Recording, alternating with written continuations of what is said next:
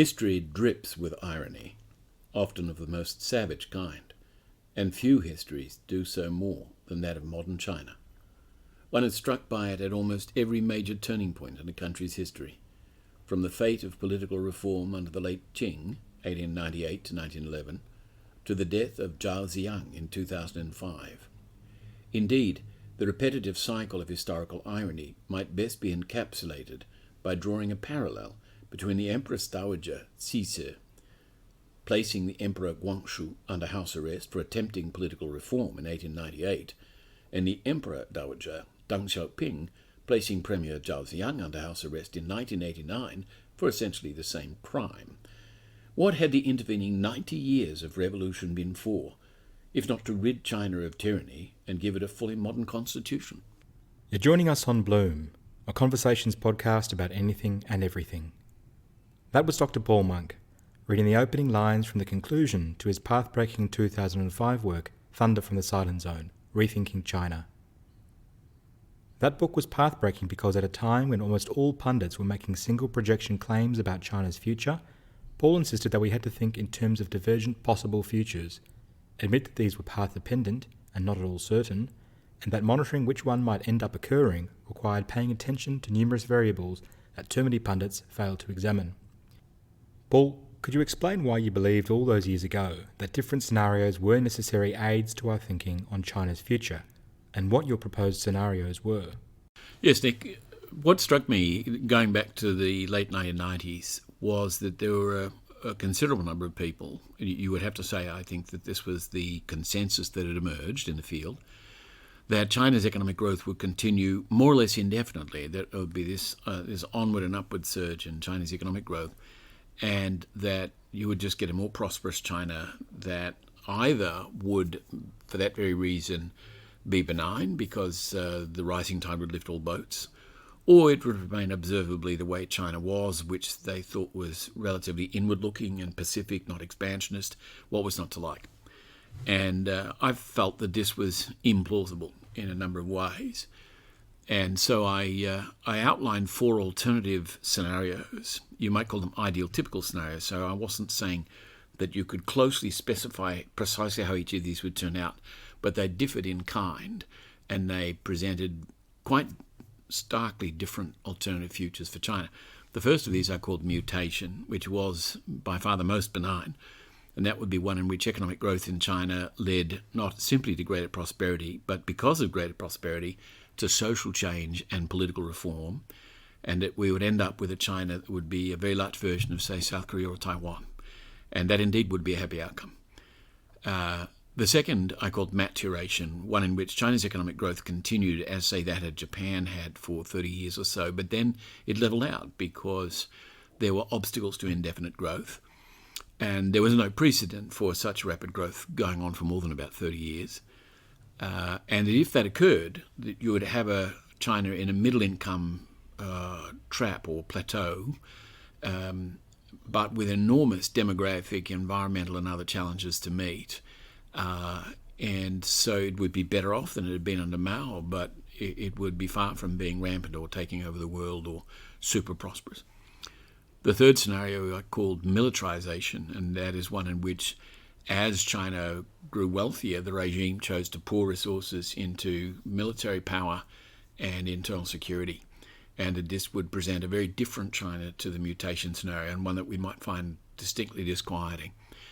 The fourth scenario I called metastasis, which was where, despite the growth and prosperity, the Communist Party would prove unwilling or unable to make the political and institutional changes required to keep the equilibrium and open society up, and that the result would be a meltdown, a political crisis, a social crisis, and a bit of a mess in China.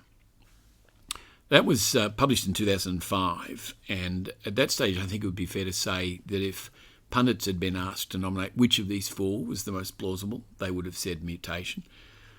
We now know that of those four, that's actually the least likely right now. That the regime has set its face very explicitly against democratization and political liberalization. It has poured resources into military modernization and internal suppression, surveillance and censorship. It's spending even more on the latter than it is on its military, and it's spending a great deal on its military.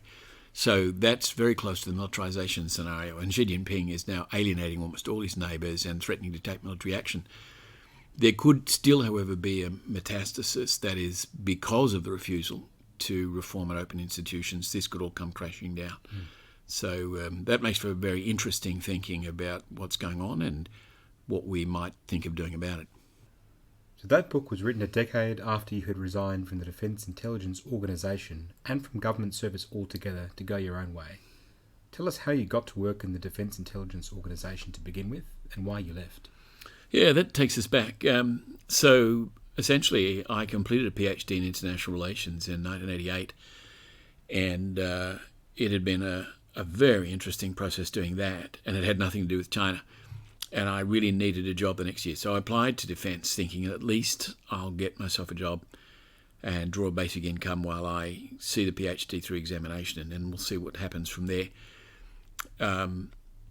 Without going into chapter and verse, I had completely unexpected difficulties getting into defence at all because of security clearance problems. But once I did get in and applied then to join the Defence Intelligence Organisation, then called the Joint Intelligence Organisation, I was assigned to work on East Asia. And, I've said tongue-in-cheek to quite a few people over the years, so it's funny how things work out, because I'd done an undergraduate degree on European history, ancient, medieval and modern. I'd done a PhD on US Cold War counterinsurgency strategy. I hadn't studied China, Japan, Korea at all during my university years. And suddenly that's what I'm asked to work on. I was given no language training, no in-country experience, whatever, just asked to work on East Asia. Now, it so happened, this was 1990 when I was asked to do that, and Ross Garnaut, our former ambassador to China, had just published a report called Australia and the Northeast Asian Ascendancy, and he was saying Australia's future is strongly geared to the rising wealth in Northeast Asia, and China will be next, following Japan, South Korea, Taiwan, Singapore, Hong Kong.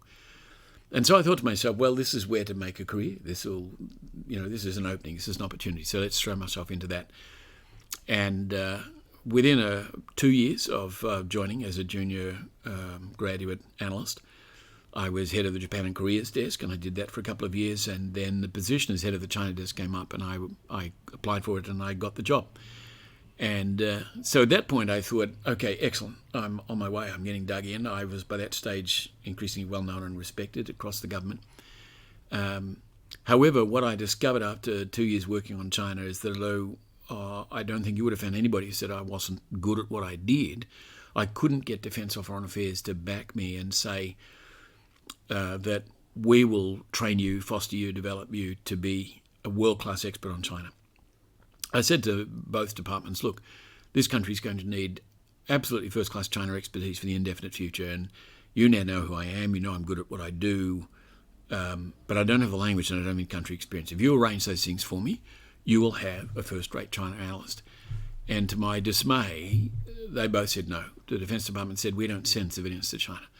And Foreign Affairs said, you're not one of us, and we're not particularly inclined to hire you. And so I decided reluctantly that, well, there isn't a future on China for me in the Australian government. So I walked away and I reinvented myself in other ways. Yeah, right. And so what was the pathway from resigning that interesting position with a very promising future to publishing an original book on rethinking China? Well, it's curious the way things play out. Because I'd had that job, the media, the ABC, the newspapers regarded me as a go-to man on China. And so I was regularly invited to speak about China on TV and radio, to write about China in the press. I'd also made very good contacts in Taiwan, and so I was regularly invited back to Taiwan, and I was able to visit places most people never get to see. And so I wrote a long string of essays about China while working to set up a consulting operation that had nothing at all to do with China. And as a result of those essays getting attention, I was then approached by Henry Rosenblum at Scribe and asked would I write a book for him to publish about China. And I said, well, that's easy. All I have to do is pull together these essays I've written over the last 5-6 years, edit them and update them, write an introduction and conclusion, we've got a book. And that was the book that became Thunder from the Silent Zone. Yeah, excellent. But that was 15 years ago itself when you published Thunder from the Silent Zone. And during that time, you've never earned a living as a China analyst, nor a professional in that field. So why have you kept up writing and speaking about it in the news media, in Parliament, and at various private functions? Yes. Well, I think it's something that's gone on itself. So why did I do it immediately after I left DIO? Well, the short answer to that is that I didn't know quite what else to do initially. And in 1999, after I'd been teaching at a couple of our universities on an informal basis, I was invited by John Fitzgerald to actually create and teach a course on modern Chinese politics at La Trobe University. And so that very much got my hand in. And in fact, he was so impressed by the course I put together that he said he thought he would teach my course from now on. And he was a professor of Chinese history. That was very flattering. So I had this background knowledge and kudos for having been head of the China desk in DIO. And that was an invitation that was constantly coming to me. Write about it, speak about it, tell us what you think about it.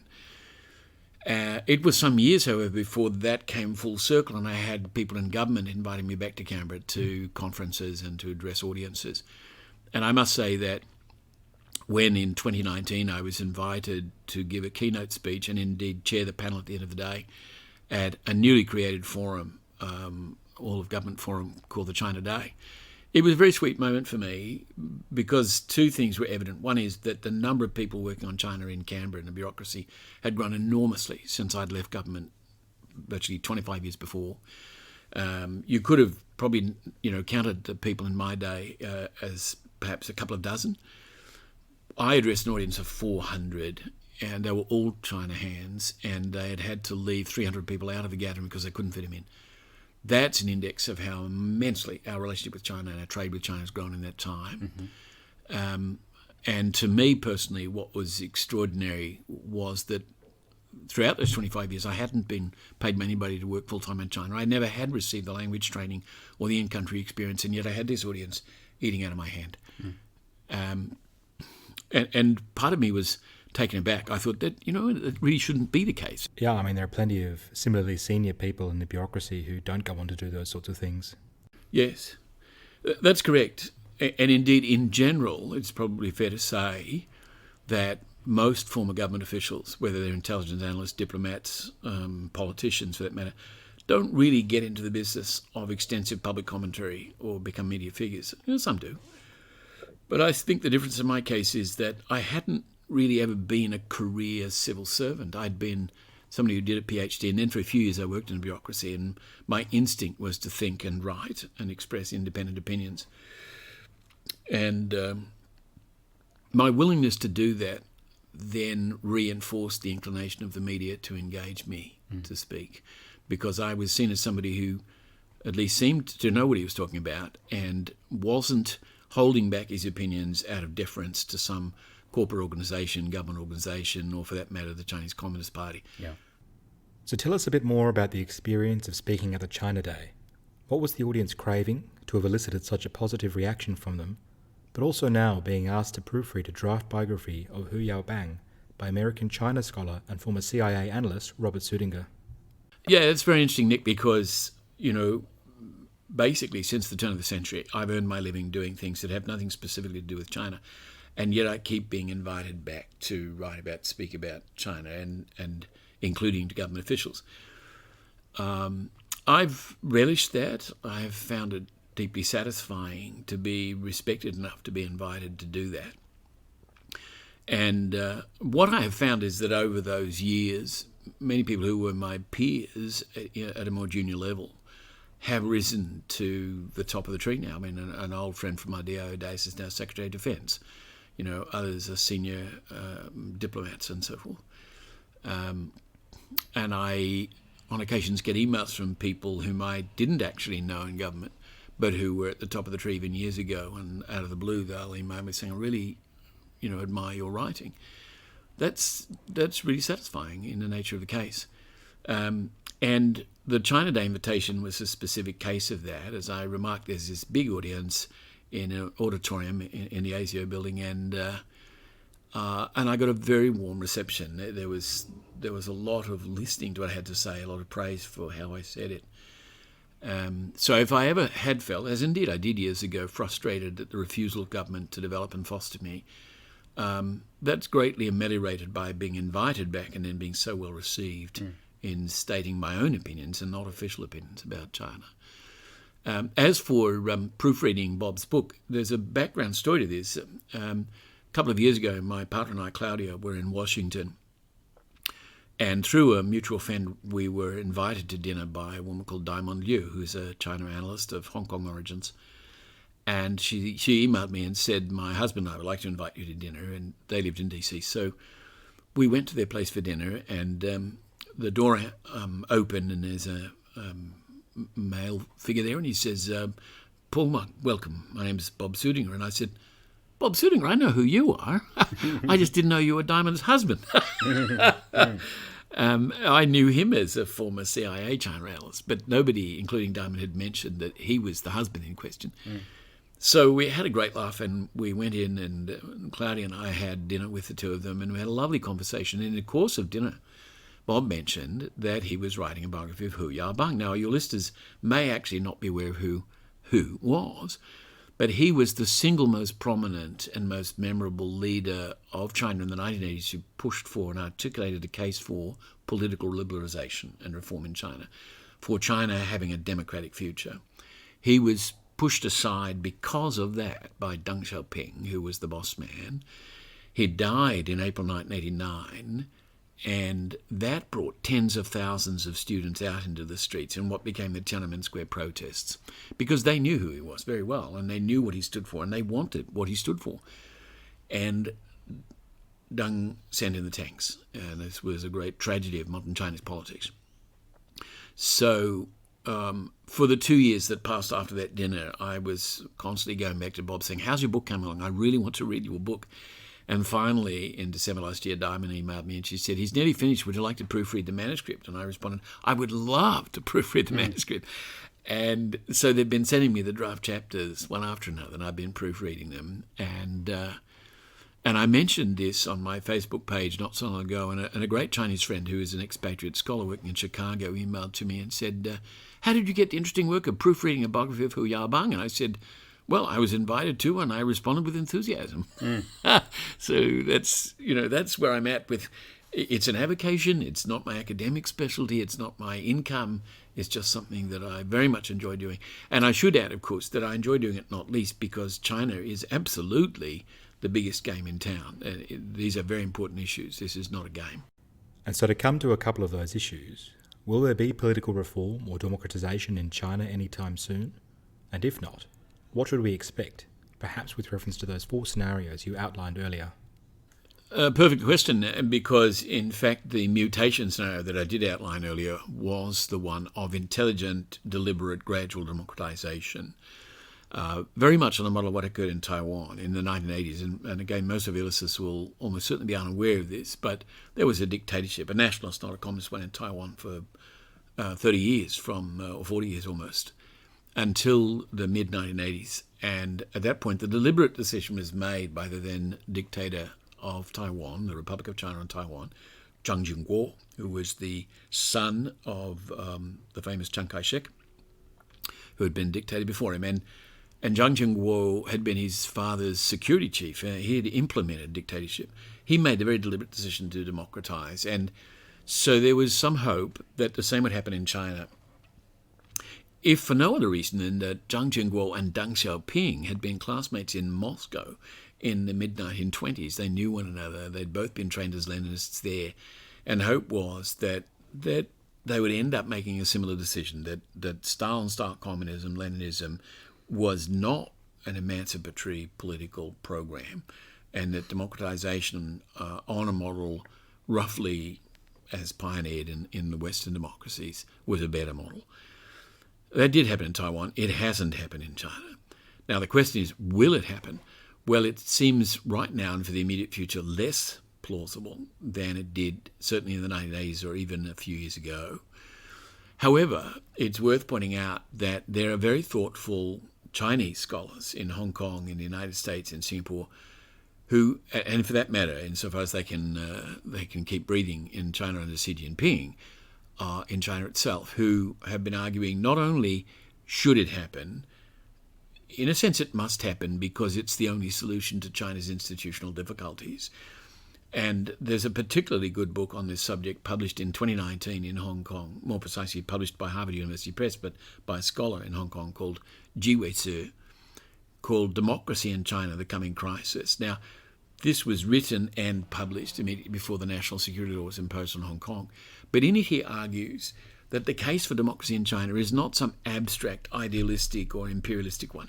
The case for democratization in China is because the gridlock in China, the difficulties that the party is facing in governance in China are registered by the fact that it's spending such enormous resources on repression, surveillance and censorship. If it was legitimate, if its institutions were in good working order, it wouldn't need to do that. But it constantly has to ramp that up. That's got to give. That can't go on indefinitely.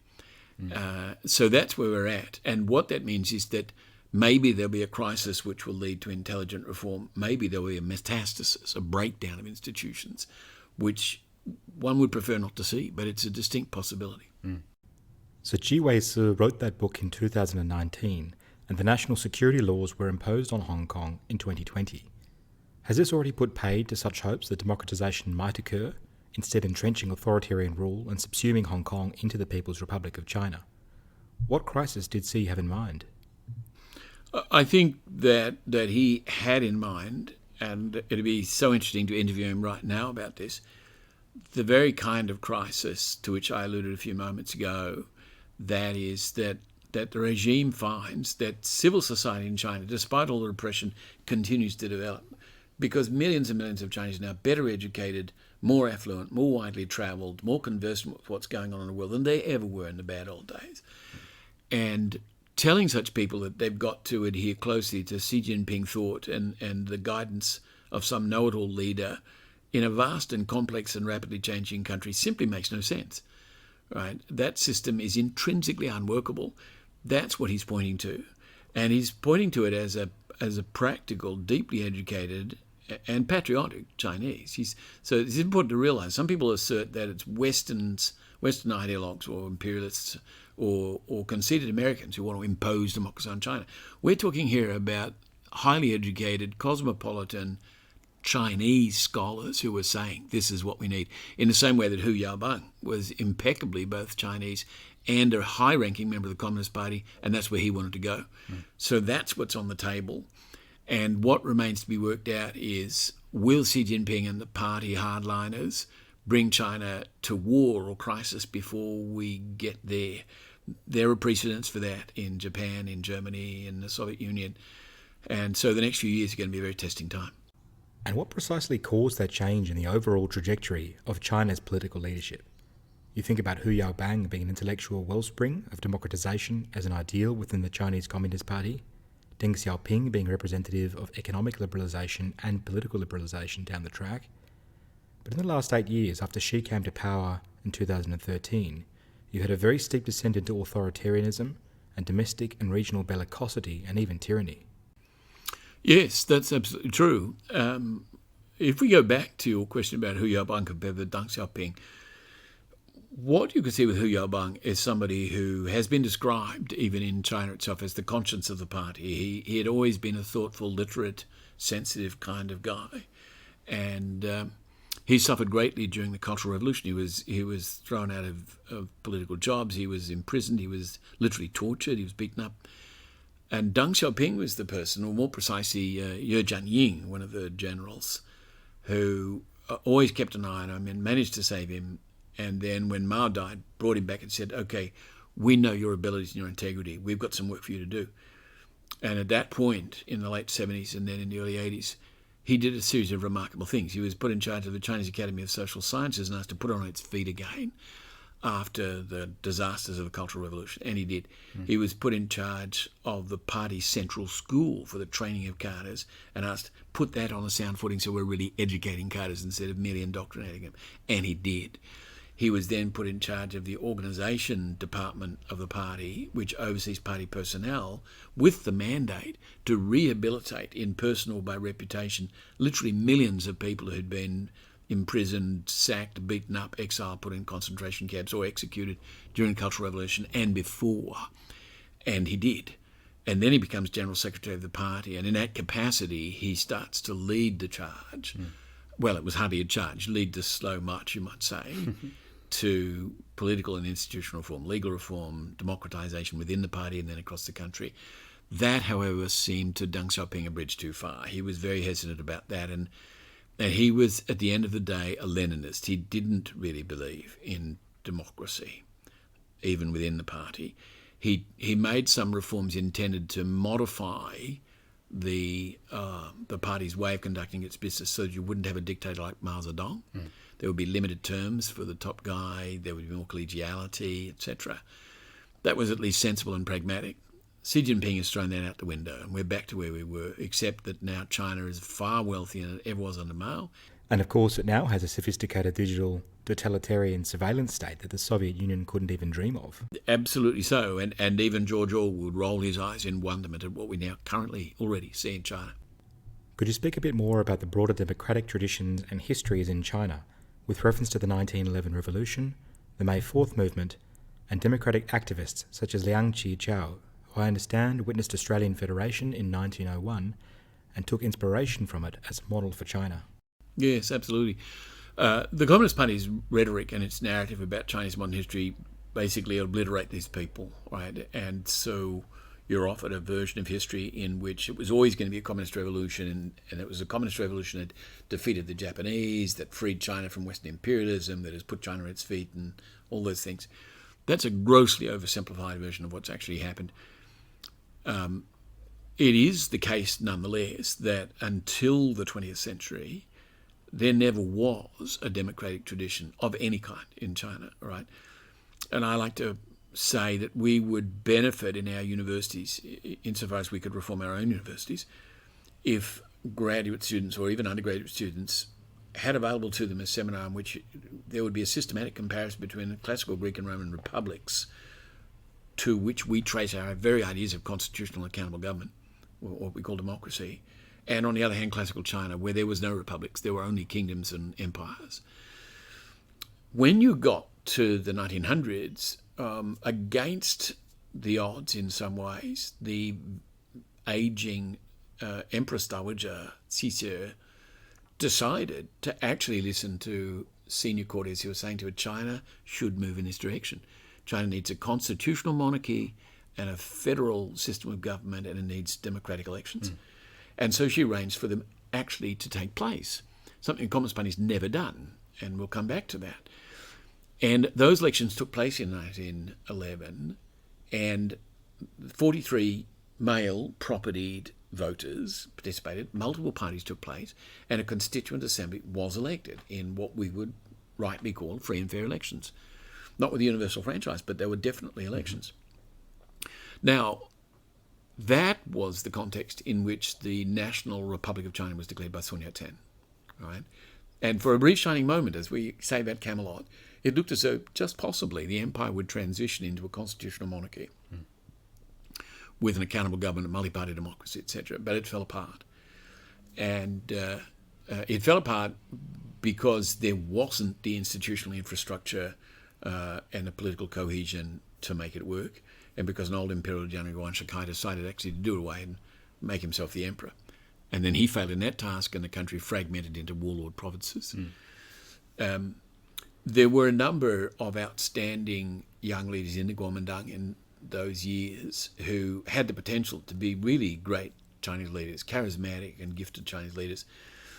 One of the most notable, though very few people have heard about him these days, is a fellow called Song Jia-ren, who, once those elections had taken place, was to be the parliamentary leader of the Kuomintang in Beijing. And he was set to go to Beijing from Shanghai. He was at the railway station when he was gunned down. He was assassinated. 12 years later, when Sun Yat-sen dies, another very gifted, polylingual, highly educated, broadly left-wing Labour leader, Kuomintang leader, Liao Zhongkai, was set to replace him, and that again looked really promising, and he was assassinated. And these are turning points in modern Chinese history, because if you could have had leaders like that, young and gifted and idealistic, in place, great things could in principle have been possible. But instead what you got was warlordism. You got Chiang Kai-shek taking over as a military leader of the Kuomintang on the right wing of the Kuomintang, linked to the Green Gang in Shanghai. And you had the Communist Party forming with its cadres trained in Moscow and advised by people from the Comintern, and they ended up in civil war. And then you had a Japanese invasion, and you had a mess. What's remarkable is that if you skip that interregnum of, let's say, 50, 60 years, you nevertheless get someone like Hu Yaobang emerging from the ruckus, still essentially saying, okay, well, we've had major digressions, we've had some terrible misfortunes, but let's do this. Mm-hmm. And then he gets shunted aside and you get Tiananmen. Yeah.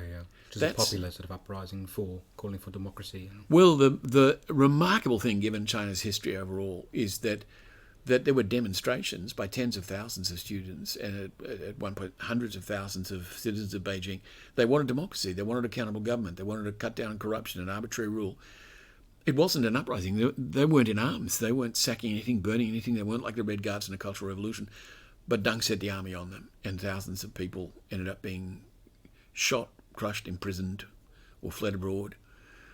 That's awful. And whatever one says about the subsequent economic growth of China, politically, that was a debacle. That was a bad day. And the truth is, if you look at the documentation that was leaked from China subsequently and is available in print, and which I've read personally, even the hardline senior leaders, Deng and Jiang Shangkun and others, knew that. They knew that this was a nasty thing. They just didn't know how to do it differently because all their instincts were repressive and Leninist. And Zhao Xiang, who'd been the premier that replaced Hu Yaobang, had pleaded with him, don't do this, let me talk to the students. But they dismissed him from office, and he ended up spending the last 16 years of his life under house arrest. That's China's problem. It has found itself unable not to produce gifted and intelligent leaders, but to give them secure office so that they can implement programs. And China needs, for its own sake and the sake of the rest of us, to get to that point. Is that what you've called the dragon culture? I think in response to Edward Luttwak's writing that China was an autistic nation with regard to its neighbours.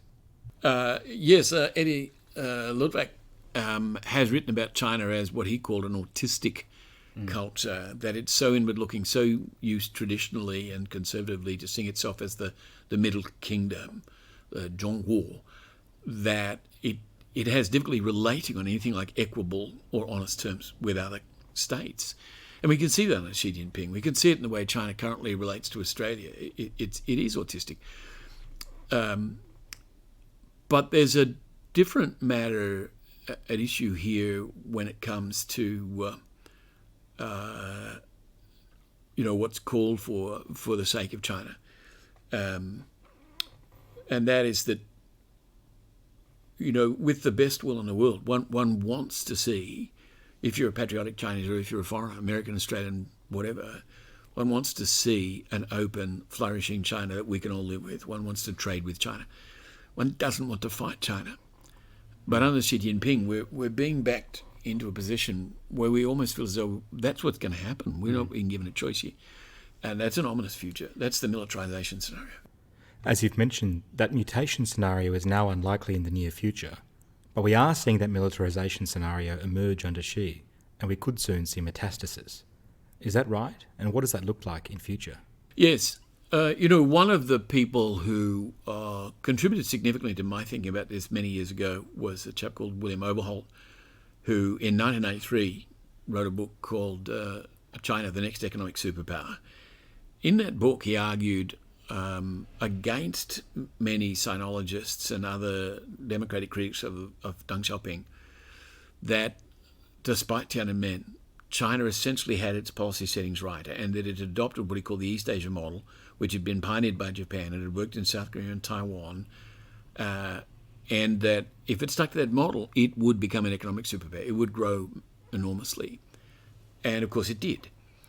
And in significant measure because it had indeed stuck to that model. However, 2 years ago, to maybe 3 years ago now, he published a book called China's Crisis of Success, in which, without citing my scenarios, he effectively said they needed to undertake institutional reform and political liberalisation over the last 10 years, and they didn't do it. They kept balking at it.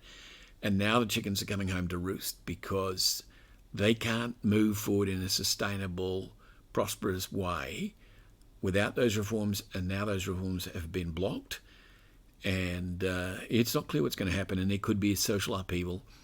And for him, of all people, for Bill to be writing that was to me very significant. And I went to Harvard after reading that book, and I had a long talk with him about this, and I reviewed his book on its publication. So there's been, in a sense, a convergence among what I would call serious things about China. He was never an academic. He was a merchant banker. He was an analyst for big banks, for Bank Construction in Hong Kong, for Nomura in Tokyo, and he knew a lot of the top people in Beijing, and yet he'd reached this very somber conclusion. So that's where I would say we are at. And the question now is what happens next. And in reviewing his book, I said, what's clear, based on his analysis, quite apart from that of other people, is mutation is for the moment off the table. Militarization is occurring. Metastasis has become a distinct possibility. And how dangerous has China's military build-up now become, and what, if anything, can be done to contain it and keep the peace? Well, now we're really cutting to the chase. And when we look at what China has accomplished in the military field and what it's currently doing or threatening to do, we realise that this is what I meant by the militarization scenario. Right across the spectrum of military capabilities, China has put enormous resources into catching up with and seeking to overtake the United States. It used to say, no, we're just doing military modernisation to protect our borders. Well, no, it's going well beyond that. And this is in everything from ballistic missiles to space technologies to cyber war to blue water navy to marine amphibious and power projection capabilities, advanced armour. And it's worth pointing out that during the 1980s, this was on the back burner. Deng Xiaoping had famously said, we must give priority to developing the economy because without an advanced economy, we'll never be able to build an advanced military. So it has to take a back seat until we get the economy cranked up. Hide and bide or whatever it is. Well, he used to talk about hiding and biding, right? Hiding our ambitions and biding our time. Xi Jinping isn't hiding or biding. And one reason he's not is because 30 years of mega growth have persuaded him and those around him that they don't need to hide anything anymore. Their hour has come. And their ambition, and they've said this very openly, is to push the US out of East Asia and the Western Pacific and become the dominant military and economic power in the world. And if that was just a matter of overtaking the US as a roughly comparable kind of state, which was open and accountable and transparent and wanted collective security and so on, we might say, look, we can live with that. But that's not what China is. That's not what Xi Jinping is. It's a minatory state. It's a xenophobic state. It's a highly ambitious state, a deeply repressive one. And none of its neighbours are comfortable with this. Not the South Koreans, the Japanese, the Vietnamese, the Indians, not Australia. But its military capabilities have become formidable, and it's no longer clear. For 70 years, it was clear that if there was a clash, the US would clean up the Chinese Air Force and Navy, hands down, the way it cleaned up, say, Saddam's forces in the Gulf War. And it should be added that Chinese military observers watched very closely in the Gulf War because they thought, and they weren't alone, that the US might itself get into a stalemate against Saddam's large Soviet-equipped veteran army that had fought Iran to a standstill. Instead, what the US did is assemble its forces and it just swept the Iraqi army off the table like kids' toys. And the Chinese were gobsmacked. They thought, oh my God, look at that. That could be us. We don't have anything better than Saddam, right, in 1991. So really it was from that point that they thought nobody at the moment can defeat the United States in a conventional war. And so you're crazy if you try. What we need to do is develop military capabilities that will, A, deter the US from starting war against us, B, enable us with asymmetric capabilities to cause it grief in ways that will lead it to pull back if it does start a conflict, and C, at the end of the day, to develop capabilities that will put us on a par with them, but in that order. All right? And they've gone about it very systematically, and now they're very close to a situation where the US might well say, well, we think we should defend Taiwan if it's invaded, but we're no longer sure that we can prevail if we do. All right? And if that happens, and it could happen in the very near future, and the US steps back, then all bets are off as to what happens with alliance systems and security. That's how precarious things have become. And if you were to take a contrary view to your own and a lot of the thinking in the Western world at the moment, and you were a conservative Chinese communist nationalist, how would you defend what Xi and others before him have done with regard to the claims of the 9-dash line in the South China Sea, the suppression of democracy in Hong Kong, and the annexation of Hong Kong into mainland China, the internment camps in Xinjiang, the tensions around the Diaoyudao, Senkaku Islands with Japan, etc. These are the policies that govern 1.4 billion people, many of whom seem to support Xi and the government in large measure. Yeah, I'm not sure about the billion people, but it's quite possibly the case. Certainly, Chinese conducted opinion polls insist it's the case that a great majority of people in China, in fact, they go so far as to say, the whole people of China, believe in these things. What's more significant is that if, as you say, you do this thought experiment and say, suppose I was myself a Chinese military officer, a nationalist, proud of my country, successful in my career, highly intelligent, how might I look at this situation? Well, here's a parallel to build a point of view on. In 1931, the Japanese annexed Manchuria. And there was a vote in the not the United Nations, the League of Nations, in which the Western powers said, you can't do that. And the Japanese delegates stood up and said, just so we understand one another, it's perfectly okay for you, European powers and you Americans, to have colonies and to rule half of Asia and most of Africa and the Caribbean and all those things. But it's not acceptable for us Japanese to have colonies. Yeah? Well, that strikes us, frankly, as racist. And they walked out. And they had a point, one has to say. If you look at it from their point of view, right? One might say, leaving aside whether you're Chinese, if you're Western, one might say, well, it is imperialist to annex Manchuria. Sure it was, the Japanese said. But you're all imperialists. What's your problem with us being imperialists? Now, using that as a way to clear the head, so to speak, put yourself then in a position of this Chinese nationalist to say, until the European imperialists came along, we were the dominant power in Asia for the longest time, all right? And the South China Sea was to us what the Caribbean is to the United States, right? And nobody much challenged that until the Europeans came in, and because they had superior military power, they exerted control, and we couldn't do anything about it. Well, we can now, thank you very much. We were the Middle Kingdom. Japan was just a set of islands off the coast until the modern world, when they jumped ahead and then they tried to take over us. Well, we saw that off. We're now resuming a position which we would see as natural, as the biggest power in Asia, as the oldest civilization in Asia. And they object. Well, they're going to have to suck it up because things have changed, right? Why would we even aspire to see the US pull out of East Asia? Well, because it's our backyard. If we had military bases in Canada and Mexico and the Bahamas and so on, the Americans would be uncomfortable, wouldn't they? If we even proposed that we would do that, there'd be an uproar in the US Congress. But they think it's perfectly natural for them to have military personnel and bases in South Korea, in Japan, in Guam, in the Philippines, and they object to us having bases in our own backyard in the South China Sea. Well, I'm sorry. I think there's a different way of looking at this. Now, if we come to the question of Taiwan, we know, nobody's disagreeing about this, Taiwan was given back to the Republic of China in 1945 after the defeat of Japan. It was part of the Republic of China. There was a civil war in China, which we won, the Communist Party.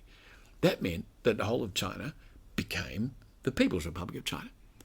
It just so happened that Chiang Kai-shek hightailed off the mainland, took refuge in this island, right, and then set up a regime defying the victory of the party. And the US stepped in to prevent us from finishing the deal. Well, we intend to finish it. And we would prefer to think that the United States will see reason and back away and say this is an internal Chinese affair. But they somehow think that they've got a right to intervene. Well, again, we differ. Thank you very much. So it's not difficult to articulate this point of view. All right. And if you believe... Even compelling in some sort of seductive way, Precisely so. And it's important to do that thought experiment, many years ago, I was invited to give a talk at ADFA to Australian cadets about a Chinese view of the world. And I did this kind of thing. And I said, let's imagine you were a Chinese officer in the Communist Army in 1950. And, the party's just taken power and we're still cleaning up inside China with all sorts of bandits and reactionaries and warlords and drug runners and criminal gangs, right? Tidying all that up. And never mind that was a really ruthless process, but, that's happening. And then MacArthur decides not only to roll back Kim Il-sung's North Korean armies, but he says openly, on to Beijing, let's overthrow the Communist Party. Now, if you're an officer in the army that's just taken power, are you going to say, oh, well, he's American and they're the good guys, so I guess that's fine? I don't think so. I really don't think so. And what did Ma do? He sent the People's Liberation Army into North Korea to confront MacArthur and fought the Americans to a standstill. All right. If you were Chinese, if you were your equivalent in China in 1950, I lay odds that you would see it from that point of view. Absolutely. Yeah. Right? Yeah. And so we do have to do this kind of thinking, right?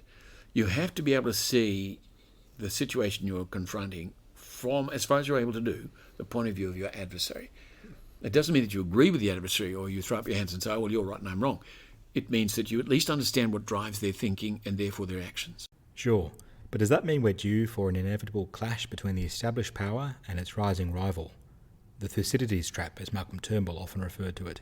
What Graham Allison called the Thucydides Trap is a model on the Peloponnesian War, where the existing dominant land power in Greece, Sparta, and its allies were confronted by the rapid growth after the Persian Wars of Athens and its empire. And the question was, what do we do about this? Because the Athenians are threatening to sort of become the dominant power, and we'd prefer they didn't, right? And the long and short is that you ended up with this prolonged conflict between the two. And it was a big and tragic war, and Thucydides' History of the Peloponnesian was one of the absolute classics of Western literature and historiography. So Allison says, well, we surely don't want that to happen in the case of Sino-American relations. How can we avoid it? My own view is that he got his history and his parallels muddled. And one thing he signally overlooked is that whereas in this case the rising power is China and the conservative power is America, in the Peloponnesian War was the conservative power, Sparta, that won, not the rising power. And so if you were strictly using it as a parallel, you'd say, well, if it comes to this Thucydides trap, it may well be that the conservative power and its allies will prevail. The rising power will lose. But that aside, in terms of the parallel and the metaphor of Thucydides and the Peloponnesian War, there is a growing danger of conflict.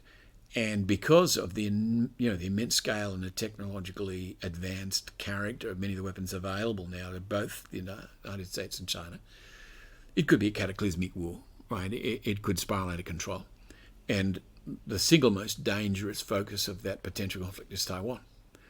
Now, my personal view, and I've written about this for many years, is that in all the circumstances, it would be in the interest of the regime in Beijing to say, we don't want a war. That could go really pear-shaped, and it would at the very least be immensely expensive.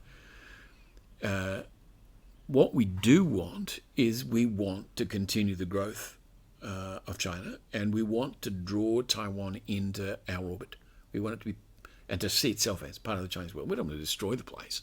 It has prospered mightily, and it's invested greatly in the mainland, and it's the epicenter now of microchip production. Why would we want to blister it in a war? No, but everything we've done for decades now to insist that it must become part of the People's Republic has pushed it away. That's not working. And a war is reductio ad absurdum in that respect, right? So what are we going to do? Well, the best thing that could be done, difficult as it is conceptually for, say, communist officials to think about this, is to say to the people of Taiwan, we understand that you have in fact governed yourself independent of us since 1945. We've never ruled Taiwan. And you've done very well, and you're very happy the way you are. We wouldn't want to mess that up for you. We understand. We want you to prosper. In fact, what we hope is that we can reach such an understanding with you that you will, instead of seeing us as a threat, you will see us as your big brother, your protector, your homeland. You will look to us as a cultural motherland rather than to the West, all right? And that's only going to happen if we say, relax, you're going to be okay. We're not going to invade you. We're not going to assault you, all right? That's the opposite of what's occurring at the moment. But what it would lead to, almost certainly if it occurred that way, is the people of Taiwan saying, wow, well, great, because we aren't Americans, we are Taiwanese, and we do speak Chinese, and we do have a long-standing relationship with China. It goes back far before there was even a United States at all. So if they let us breathe like that, if they let us govern ourselves, we can come to an understanding. All right. But what we've just seen in Hong Kong is the very opposite of that. Right. The people of Hong Kong were saying, listen, we have the basic agreement on special autonomy. We want that honoured, and we want more democracy. And what's happened? You've got the national security law. So at the moment, things are going... Xinjiang and it goes on.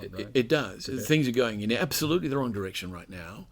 And the problem is that if you're looking at this from the point of view of Xi Jinping and the hardliners around him, they think that they're on a roll. They think they're winning. And so they're not at the moment getting the signals or incentives that would have them slow down and think, wait a minute, this could get out of hand. They're thinking, we're going to win here. That's really dangerous.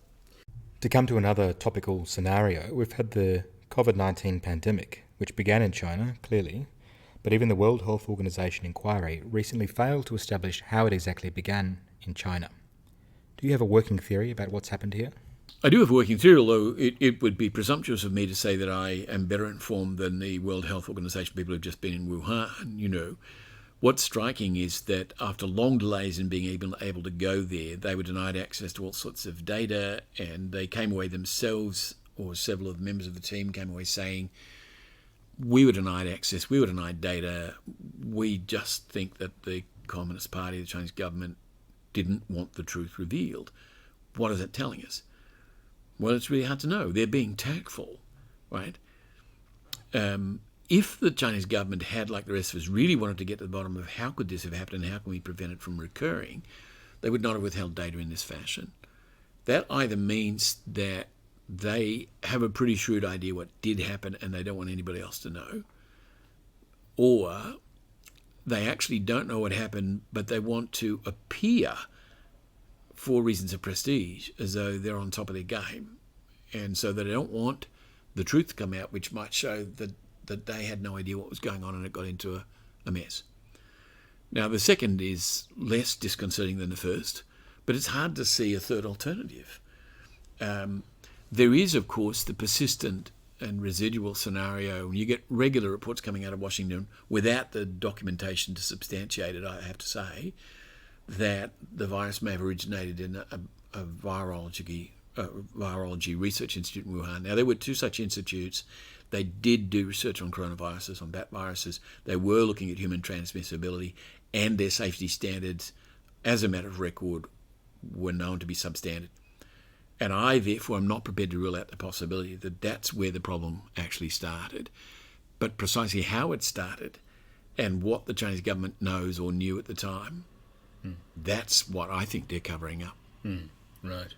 And so the Australian government's 2020 call for an independent inquiry into this matter got an extremely hostile reception in Beijing, triggering a trade war against Australia by China, which included bans on barley, lobsters, wheat, wine and coal, which has all been a significant detriment to the Chinese people in many ways throughout a very severe winter. Why did our call for this inquiry trigger such a striking reaction? And what should our government do that it's not already doing to handle this alarming set of developments? It is an alarming set of developments, and it strikes me as indicative of what we referred to earlier, using Eddie Luttwak's phrasing that the regime in China is autistic.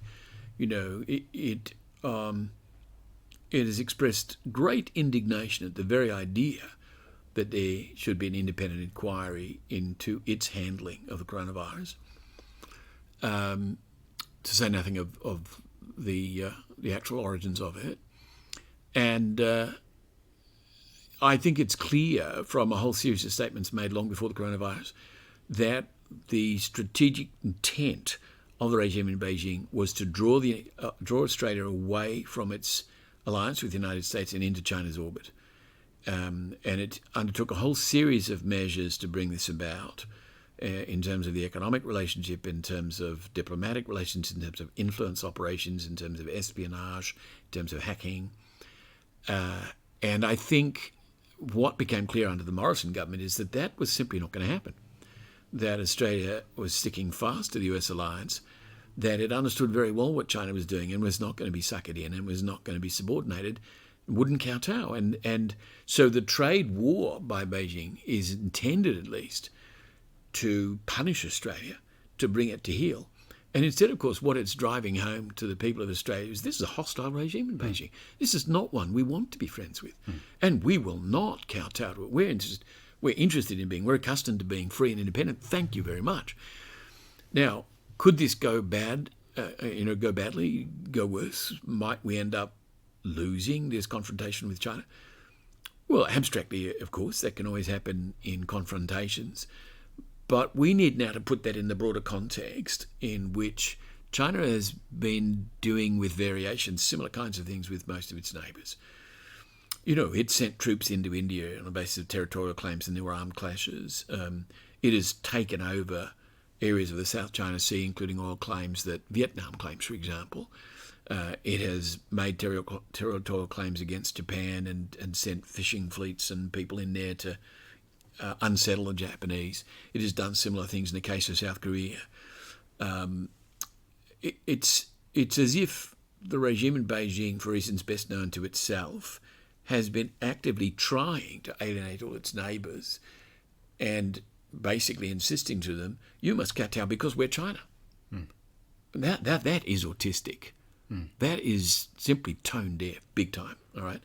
Now, that's a context in which our strategic planners have been thinking, well, we need to think our way through this. We don't want to get hot-headed and carried away and precipitate an aggravation situation that we don't want.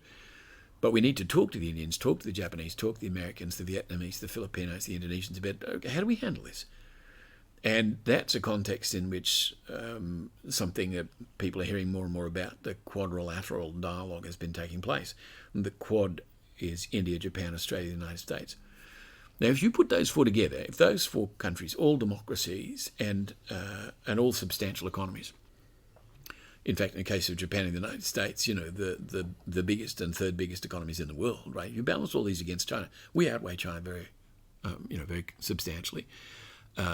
And moreover, there's a strategic perimeter around China, right? And there's depth of strategic, lines of defence outside China, right across the Pacific and into the Indo-Pacific.